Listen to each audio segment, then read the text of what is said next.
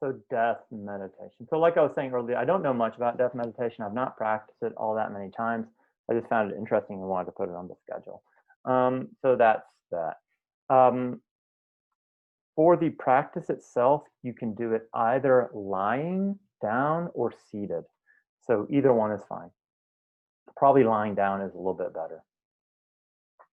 And then here are just some notes. When we look at death, we're facing ignorance head on. And in Buddhism, ignorance is seen to be the biggest problem. That's the thing we really want to look at. And I think death meditation is highly corrective in that regard. This is a quote, I think it might be by Jon Kabat-Zinn. It goes something along the following lines. The wise die before they die. The fools wait to die when they die. There are lots of benefits to death meditation, and this is definitely not, exhaustive. But I think a big one is just simply putting life into perspective, helping us value the importance of spiritual practice, and even good relations with others, particularly forgiveness of others, forgiveness of ourselves. This is a quote by the Dalai Lama. There are two ways to deal with suffering and problems. The one is simply to avoid the problem. That's one way. The other way is to look directly at the problem and analyze it and make it familiar to yourself.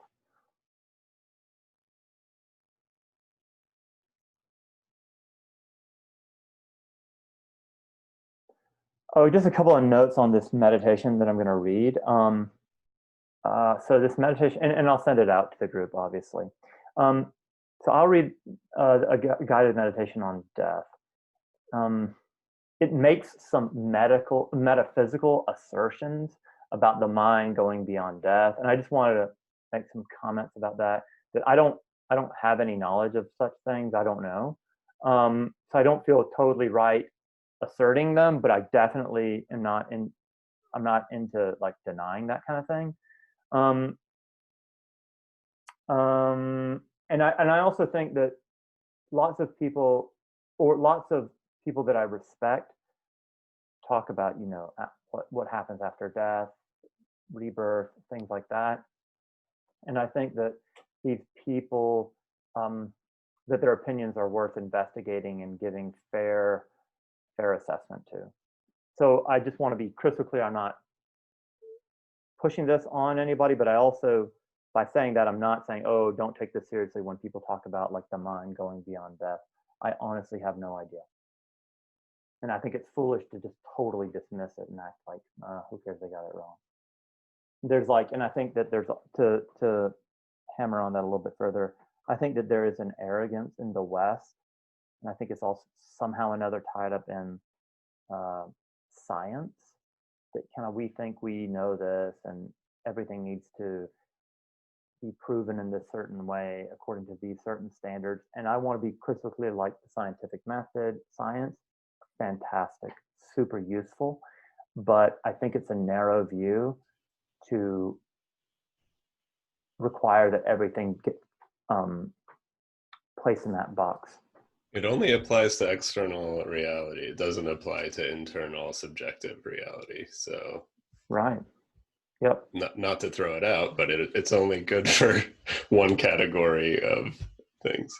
Yeah, right. Well, it's like we have to, I think, you know what, a lot of the practice is about developing the skill of contextualization, seeing that everything is contextual. And in a sense, the inside of emptiness itself is just contextuality.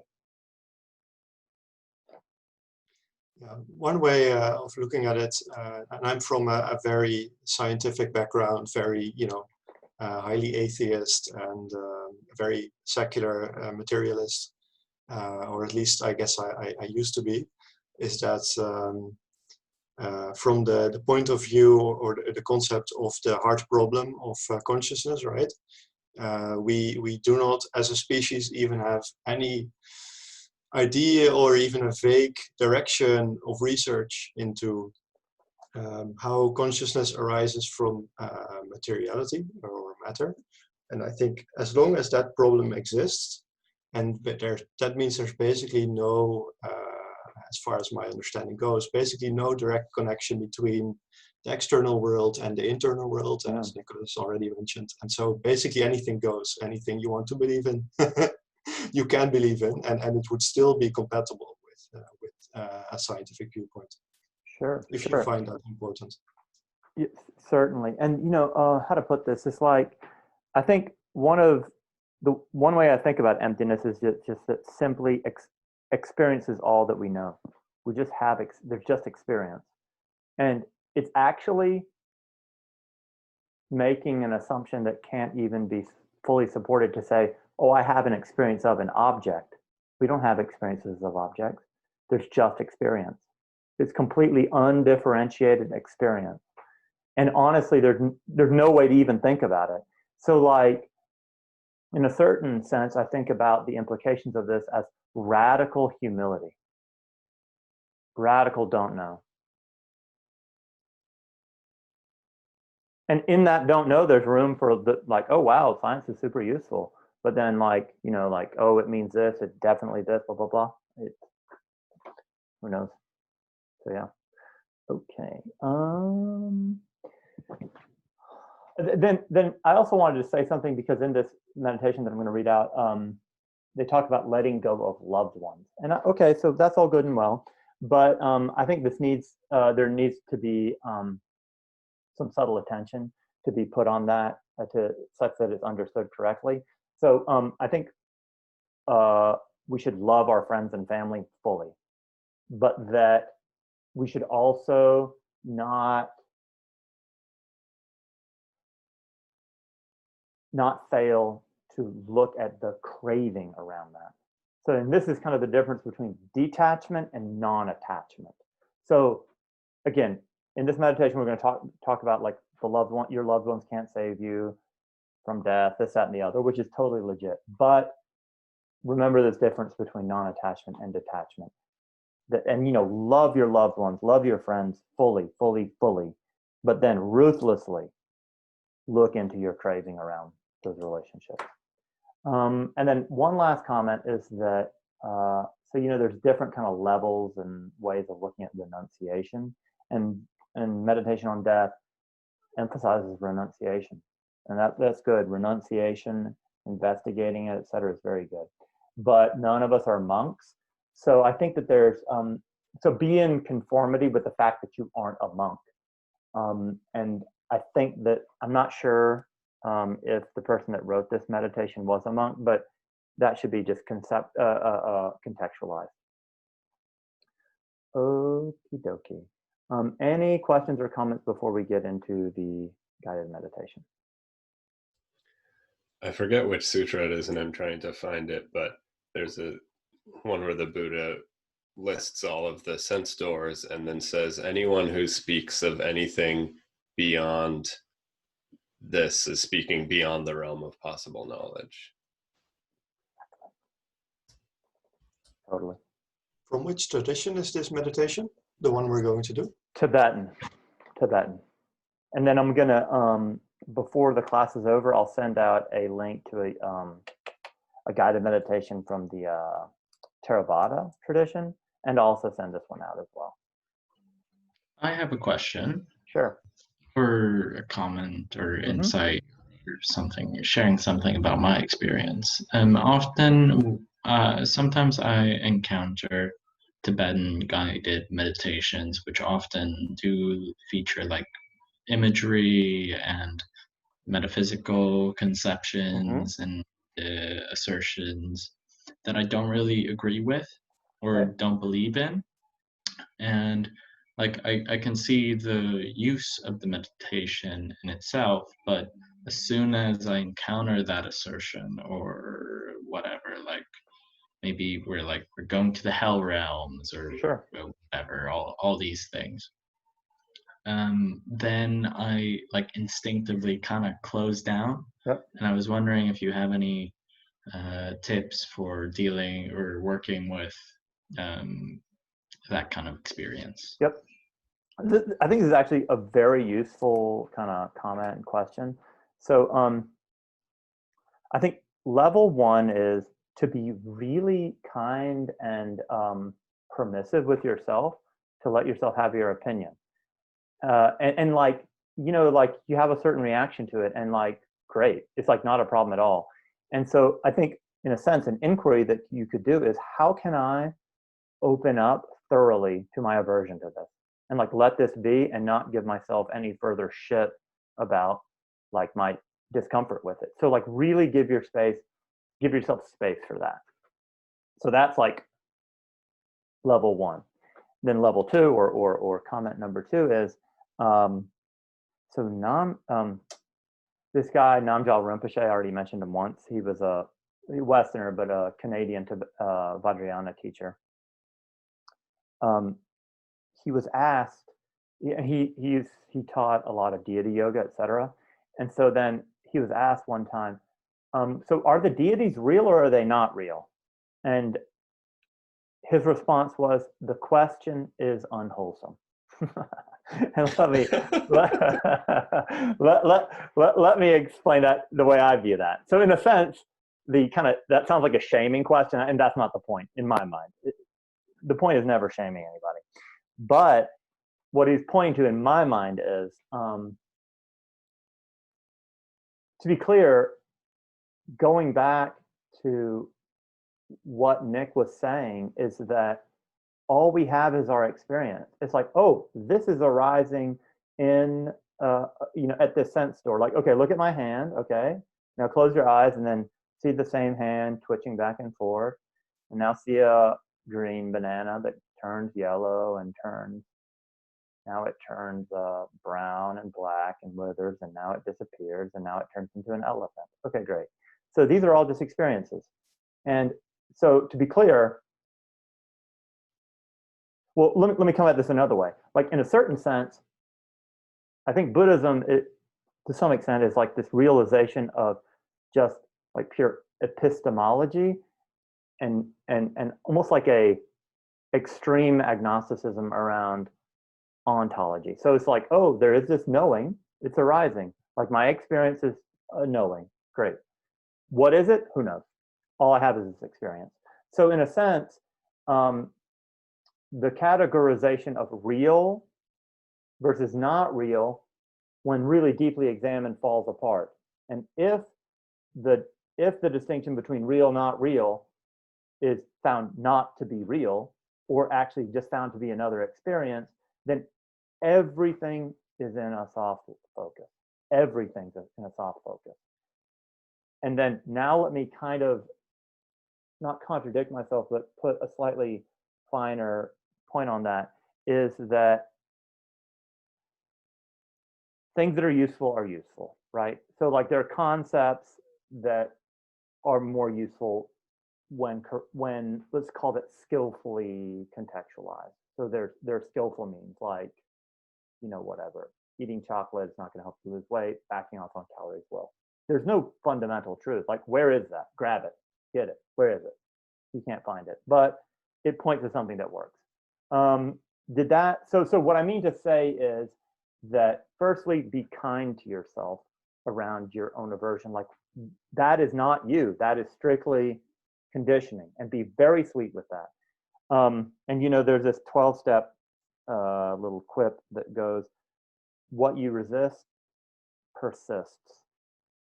So there you go. And then the other thing is that I would see if you can open up to an agnosticism around reality. So if they're these demons, afterlife this, blah, blah, blah. Like, okay, this is my experience right now. Like, does it point to something? I don't know. It seems like nothing really points at anything. And so then this is just bringing this softness. Tom, am I speaking to your question? And is there more around that by chance? I would very briefly add that there are also versions of meditations that are more suitable to our Western sensibilities that don't go into that stuff. For example, Ideal Parent Protocol, Figure, or Paragon Practice. Paragon Practice is like a westernized version of deity practice where you just imagine your own version of perfected qualities that aren't related to these gods that you don't have any conception of or that don't resonate with you or that don't feel relevant to your life. So you don't have to do those practices. You can get versions of them that are more in line with your belief system. Totally. I'd also Yeah, like to. sorry. Yeah, go ahead, No Michael. I think I have a perspective here because I practiced in a Tibetan lineage for a couple of years secularly, and I always ran into the same kinds of things. And a couple things that helped me. One was like the obvious, like noticing the aversion, and that's its own thing about being able to practice with that. Kind of examining, it's sort of like a don't know practice, I guess. But the thing that was most helpful for me was sort of taking everything as a metaphor and applying it to how I view the world. So, talking about the hell realms or the realm of the hungry ghosts, like I always thought about that as different human states of human existence. Like the realm of hungry ghosts is like addiction. And so there's a way of kind of taking what is useful from these things, but also kind of stripping out the metaphysical things that don't necessarily sit well with the current conditioning that you have. And so I found that like I got a lot out of these practices, all the tantric different visualization practices, by just adjusting them for where I was at that time. Thank you. And you know what? One other point is coming up for me, and this is I don't think I've ever like thought about this and quite verbalized it, but sometimes it's really cool to like expose yourself to things and open up to things that you're totally, that's like in like what would be called ego dysyntonic, like that's totally out of line with your ego and with your self-conception. And then that actually helps blow the thing up. Like if you stretch your, like, how like if you stretch yourself large enough, then boom, it just pops at some point. So like one of the ways that ego functions is like, so ego is both a story and a story maker. And so if you cram, like, if you cram enough into the story to make it completely incomprehensible, but see that it's completely incomprehensible, that kind of like facilitates things kind of like popping. It was like, oh my God, I don't make any sense. And then you lean into the confusion of not making any sense. And like, for example, I can see this with my own political like positions. Like if I examine my political positions like currently, they're zero coherent. Like over time, zero coherence. It makes no sense. And then what we do is we just settle into this like not needing for things to be coherent, and that opens up to the mystery. Very good. Okay. Y'all ready to get into this meditation? Okay, cool. Alrighty. Okay. All right. So if you want to go ahead and lie down, go ahead and do that. That's probably optimal, but the seated posture is fine. Assuming you're in a seated posture, straightening up the back of the head and pushing up towards the sky, then letting everything settle. And be it that you're seated or lying, feel gravity pull you down towards the earth. And then notice this surrender and relaxation.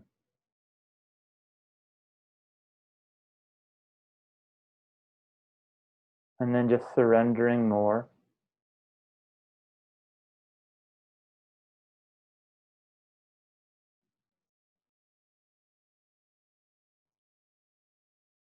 Alan Watts said, we're not so much born into the world, but born out of the world. So we're not separate, right? And so have this quality, so allow for this quality of merging. Feel how you're not so different from the earth, from the chair.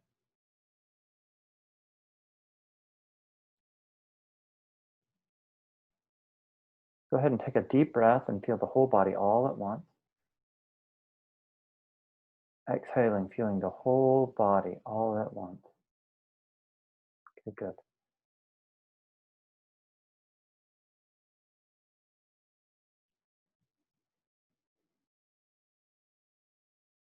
So now make the decision to keep your mind focused on the meditation during the duration or for the duration of the meditation session. So go ahead and make that commitment now. Okay, good. When your mind is calm and settled in the present, generate a positive motivation for doing the meditation.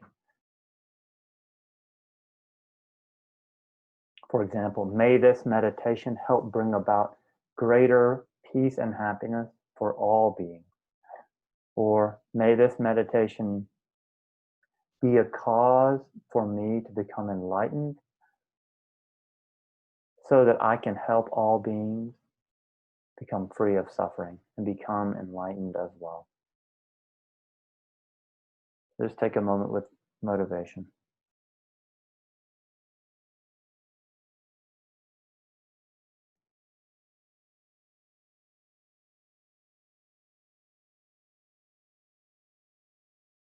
And these are a few pointers to make the most of the meditation.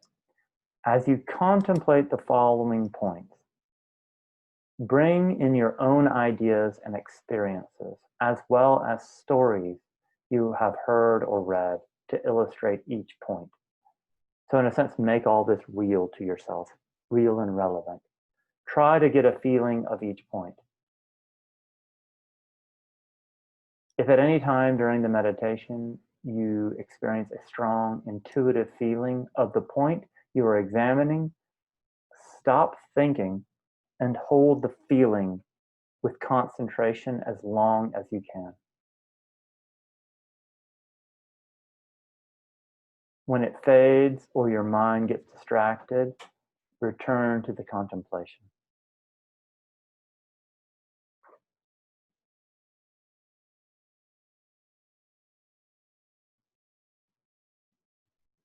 So firstly, the inevitability of death. We may plan many activities and projects for the coming days, months, and years. Although death is the only event that is actually certain to occur, we don't usually think about it or plan for it. Even if the thought of death does arise in our own mind, we usually push it away quickly. We don't want to think about death, but it's important to think about and be prepared for it.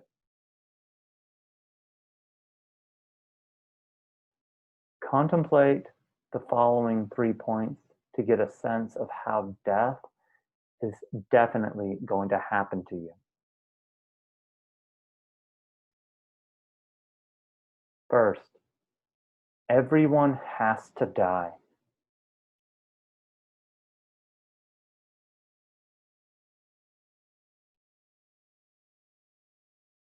To generate an experience of death's inevitability, bring to mind people from the past, famous rulers, writers, musicians, philosophers, saints, scientists, criminals, and ordinary people. These people were once alive. They worked, thought, and wrote. They loved and fought, enjoyed life and suffered. And finally, they all died.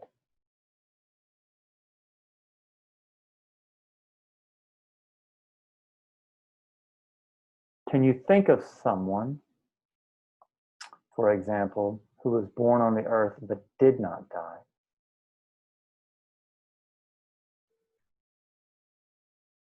No matter how wise, wealthy, powerful, or popular a person may have been, his or her life must come to an end.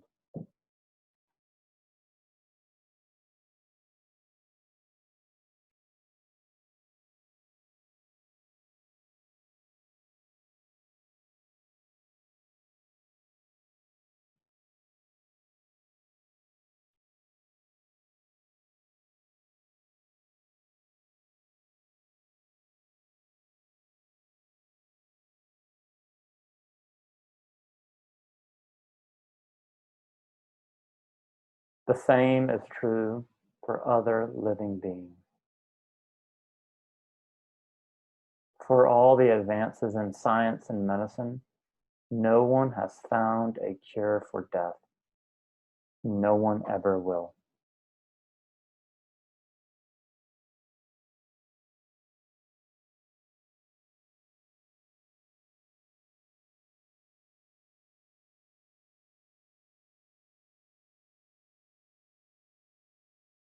Now bring to mind people you know who have already died, and think of the people you know who are still alive.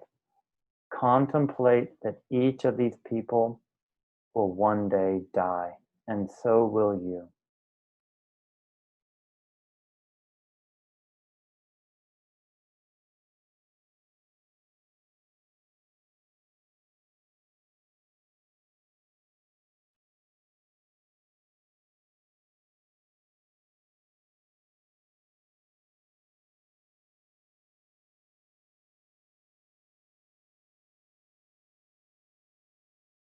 Now bring to mind people you know,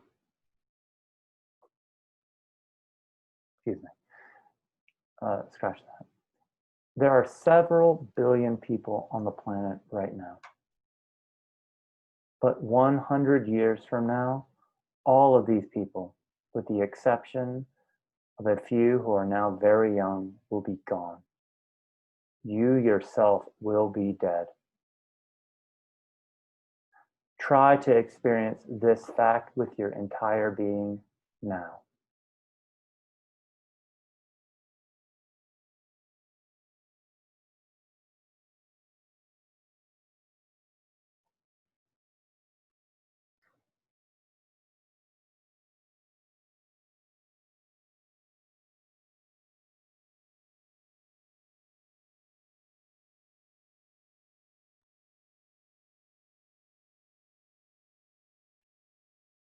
You will die and everybody else will die.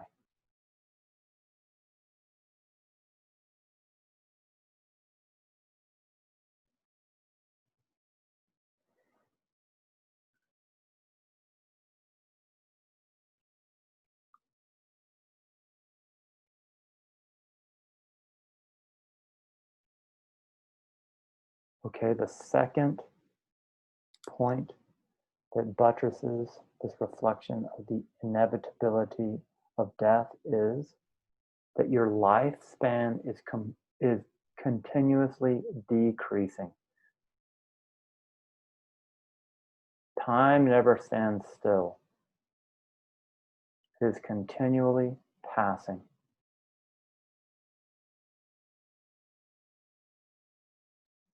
Seconds become minutes, minutes become hours, hours days, and days years.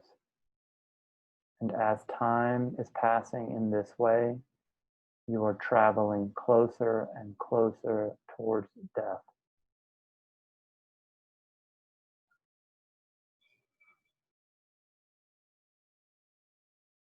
Imagine an hourglass with sand running into the bottom.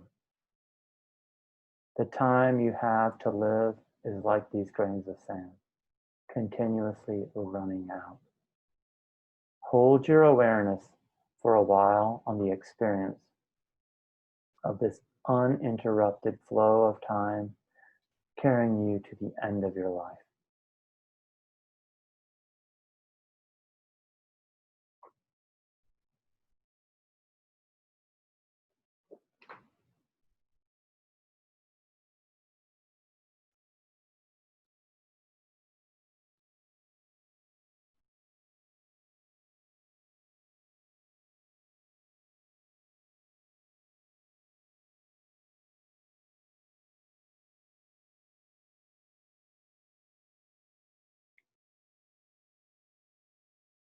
The amount of time you have for spiritual practice is very limited. Since you are getting closer and closer to death all the time, what are you doing to prepare for it? Likely the best way to prepare for death is doing spiritual practice. This is because the only thing that continues after death is the mind. And spiritual practice is the only thing that truly benefits the mind. Preparing for it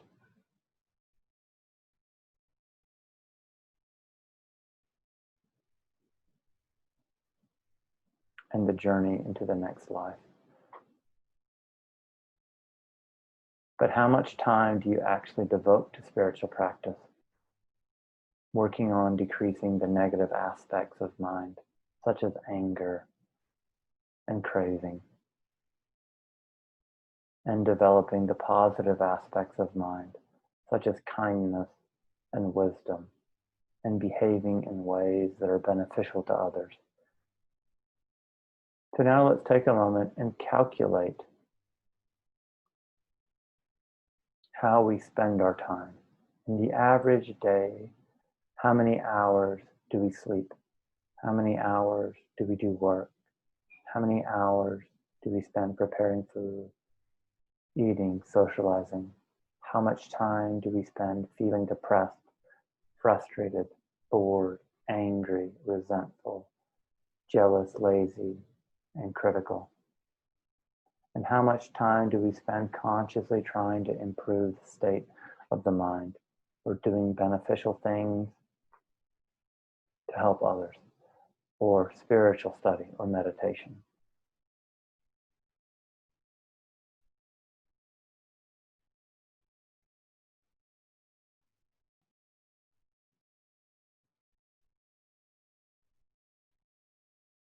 By meditating on these first 3 points, we develop a determination to use our life wisely and mindfully. Now on to the next point, the uncertainty of the time of death.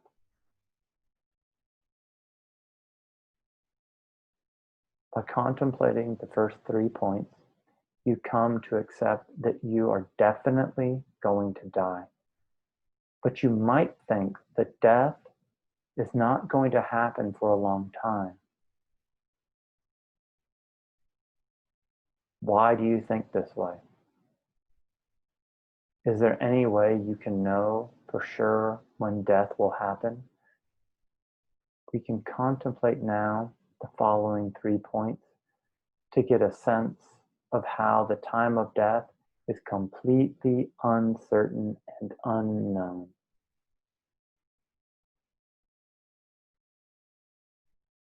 First, human life expectancy is uncertain.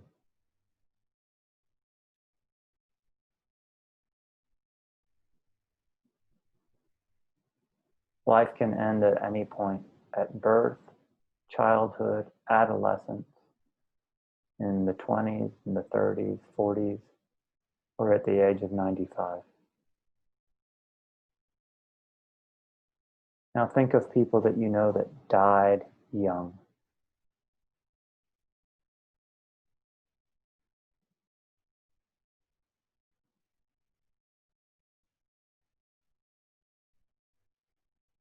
Being young and healthy is no guarantee that a person will live a long time. Children often die before their parents. Healthy people can die before those who are suffering from a terminal illness such as cancer. We can hope to live for a long time, but we can't be certain of it.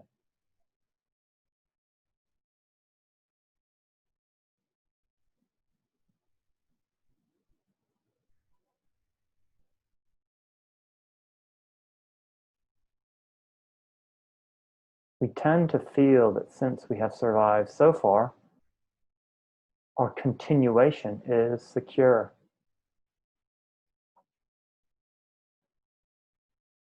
But every day thousands of people die, and few of them expected it.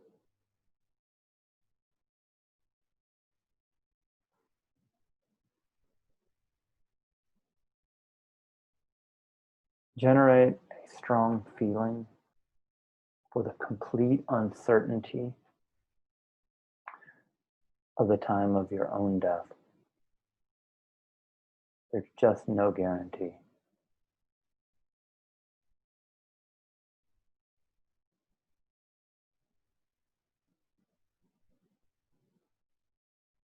There are many causes of death. There are many different ways that death can happen to people. Sometimes death happens due to external causes. These include natural disasters, earthquakes, floods, volcanic eruptions, or accidents such as a car or plane crash. People can also be killed by other people, murderers or terrorists, or by dangerous animals or poisonous insects.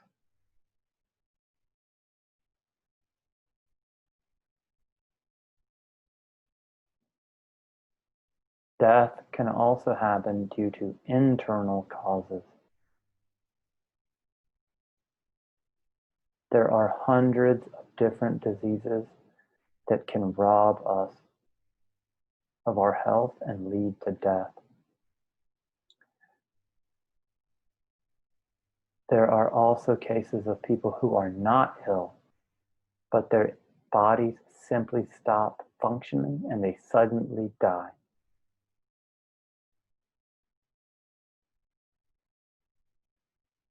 There's a quote of the Dalai Lama's: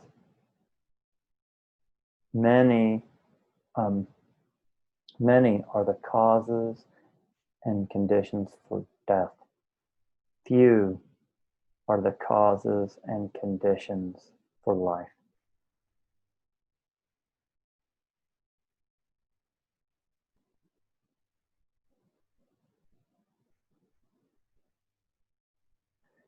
Even things that normally support life can become the cause of death.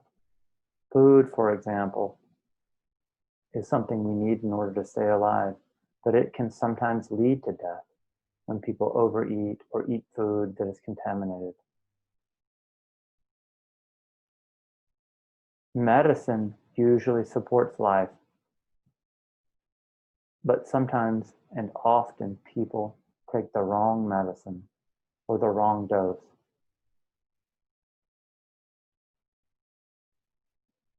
Even our dwelling places, our houses, apartments, enable us to live comfortably, but sometimes they catch fire or collapse, killing the people inside. Bring to mind cases of people you know or have heard about who have died, and now think of how they died.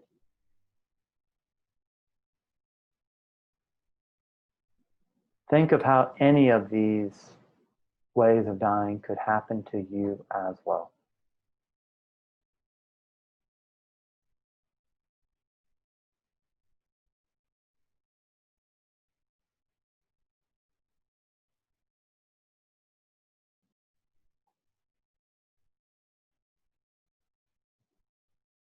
The human body is very fragile. Our human body is very vulnerable. It can be injured or struck down by illness so easily. Within minutes, it can change from being strong and active to being helplessly weak and full of pain. Right now, you might feel healthy, energetic, and secure. But something as small as a virus or as insignificant as a thorn could become the cause of your death. Think about this.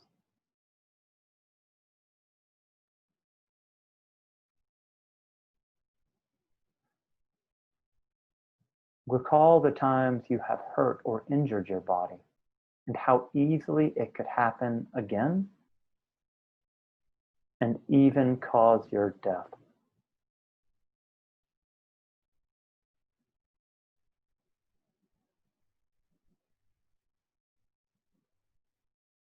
Your body will not last forever. In the course of your life, you might manage to avoid illness and accident, but the years will eventually take you over. Your body will degenerate, lose its beauty, vitality, and finally die.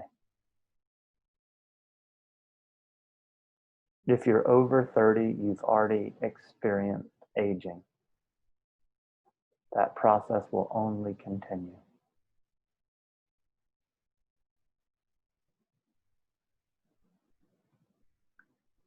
The fact that only spiritual practice can help you at the time of death.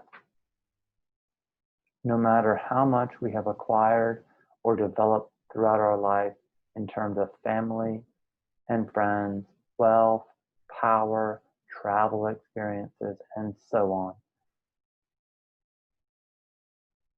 None of it goes with us at death.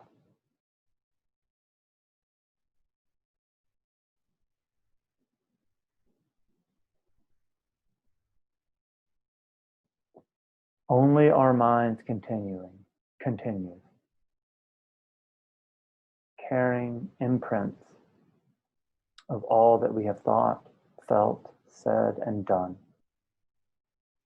It is vital that when we die, we will have as many positive imprints, which will bring about good experiences, and as few negative imprints, which will bring about suffering on our minds as possible.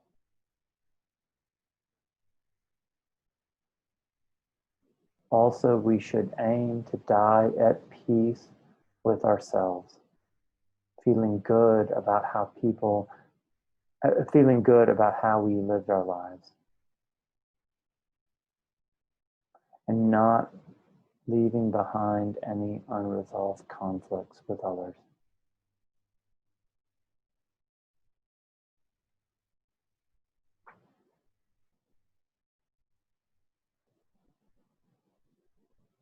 The only thing that will truly benefit us at the time of our death are positive mind states like faith, non-attachment, and calm acceptance of the changes that are taking place.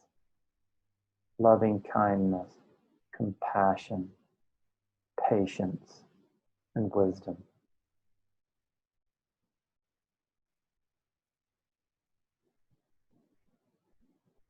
But in order to have such states of mind at the time of death, we need to make ourselves familiar with them during the course of our lives. This is the essence of Dharma. Realizing this gives us an incentive and energy to start practicing Dharma now, and to practice as much as we can while we still have time.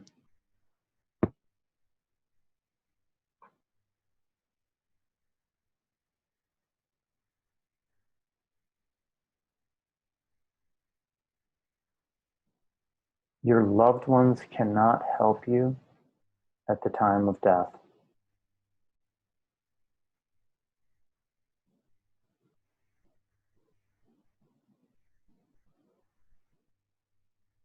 They might be present there for your death, but there will be little that they can do.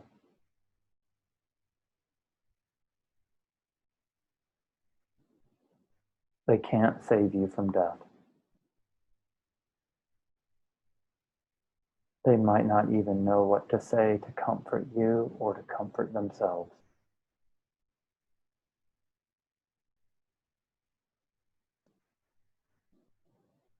In a certain way, when we die alone.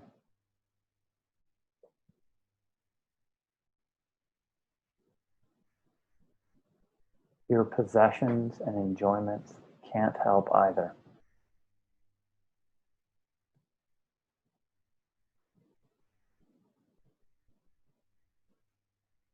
You can be very busied with your possessions and experiences and enjoyment in life, but they won't be much a source of pleasure or satisfaction at the time of death.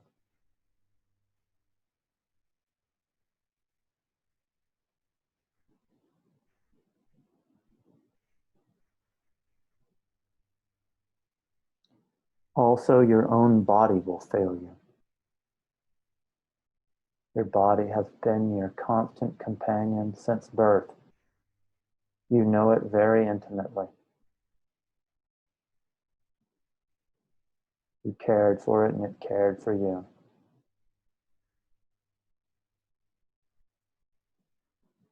But it can't do much for you at the time of death.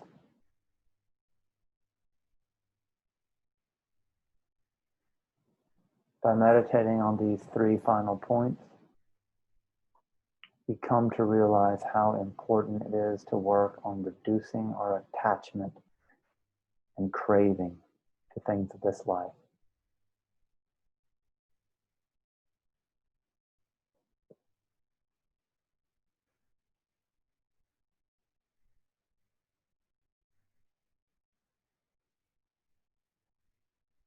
It is possible that you will feel fear or sadness when doing this meditation.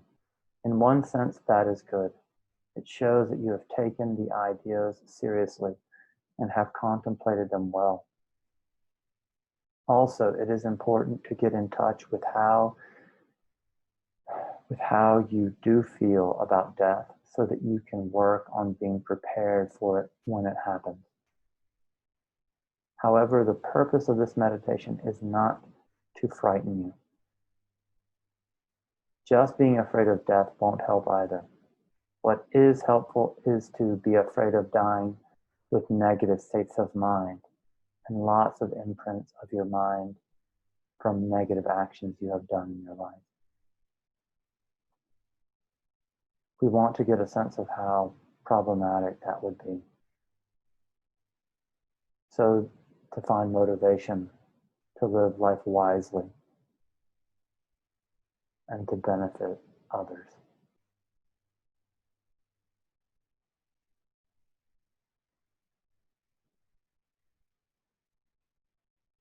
Also, fear arises because of clinging to the idea of a permanent self. There is no such thing. So this is a delusion that makes us suffer. If we keep death in mind in an easy, open way, this clinging gradually loosens, allowing us to be more mindful and make every action positive and beneficial for ourselves and for others. And an awareness of death gives us an enormous energy to not waste our life, but to live as effectively as possible.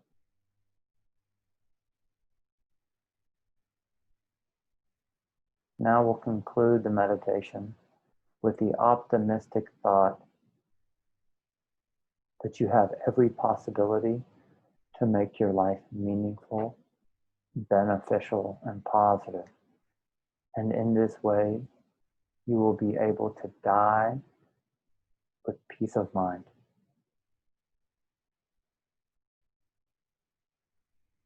Remember the motivation you had at the beginning of the meditation and dedicate the merit of doing the meditation to the same purpose for the benefit of all beings.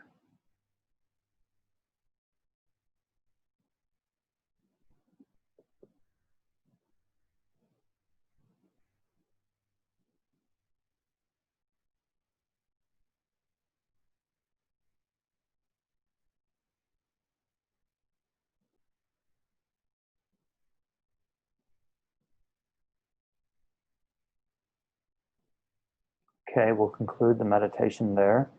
And it is, we're 2 minutes over. So it's my time, 12:32. So if anybody needs to go immediately, I fully respect that. And then I need to go in a few minutes myself, but we can talk about the meditation if any questions came up. Now, also let me reiterate, I'm really not an expert in this meditation, but I'm happy to discuss it. And also if there are any other closing notes, we can discuss that as well.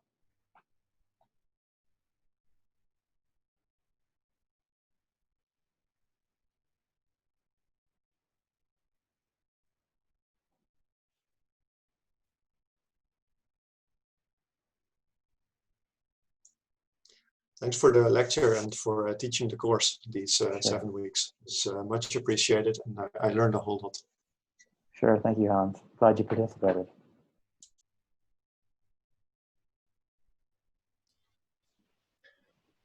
Yeah, thanks, Cedric. You're really living the positive qualities that are in the intention. So, way to do it. Thanks, I'm trying. I also want to say thank you. For sure. Thank you, Tom. Yeah.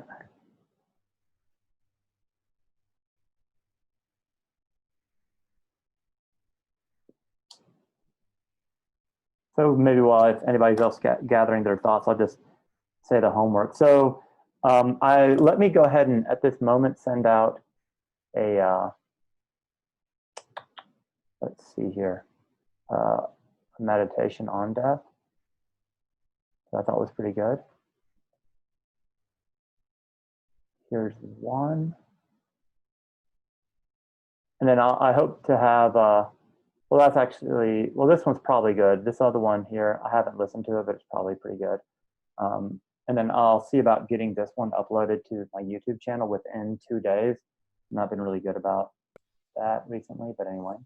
And then so in terms of homework, I mean, obviously we're done with the course, but you know, keeping up with like a 45-minute a day practice is good. Also, you know, the Telegram group will still be open, you know, kind of indefinitely. So, you know, we can communicate with each other there. We can keep supporting each other. And, you know, Sangha is good. So maintain the contact that you've developed on the course. And I guess that's about it. I can't think of much else.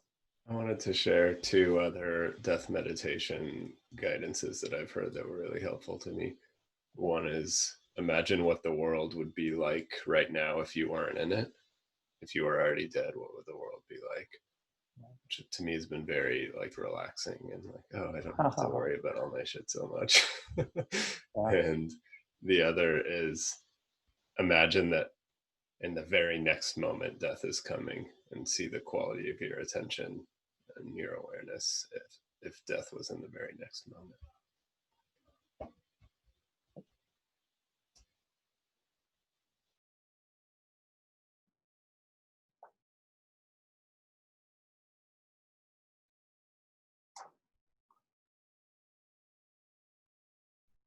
Okay, anything else coming up before we close? Okay, let's go ahead and end it there.